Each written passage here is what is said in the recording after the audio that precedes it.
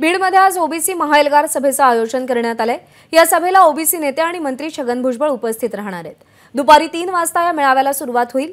या सभेची तयारी कशी सुरू आहे याचा आढावा घेतलाय गोविंद शेळके।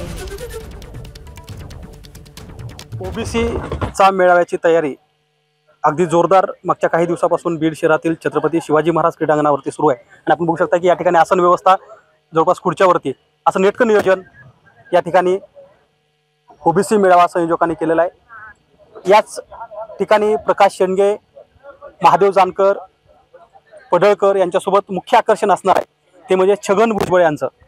छगन भुजबळाच्या या ओबीसीच्या मेळाव्यामध्ये याच म्हणजे उजव्या बाजूला माझ्या जे तुम्हाला व्यासपीठ दिसतं या व्यासपीठावरून संबोधित करतील। खरं तर काही दिवसापूर्वी छगन भुजबळ हे बीडमध्ये आले होते, त्यांनी ओबीसी संदर्भातली आपली भूमिका मांडली होती। मात्र त्यानंतर अनेक घडामोडी घडल्या।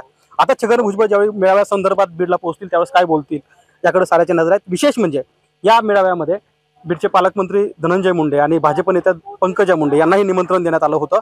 त्या या मेळाव्यात असतील का हे सांगण्यासाठी माझ्यासोबत सुभाष राऊत आहेत जे याचं संयोजन करतायत। मला सांगा, तयारी झाली आहे? कशी तयारी असणार आहे आणि याला पंकजा मुंडे अथवा धनंजय मुंडे असतील? या मेळाव्याला आपण सर्व ओबीसी नेत्यांना निमंत्रण दिलेलं आहे।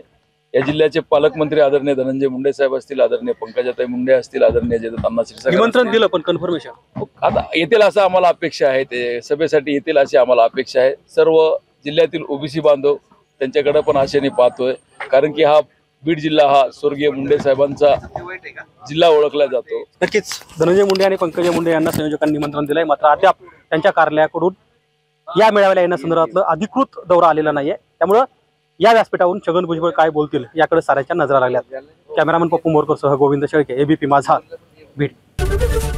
एबीपी माझा, उघडा डोळे बघा नीट।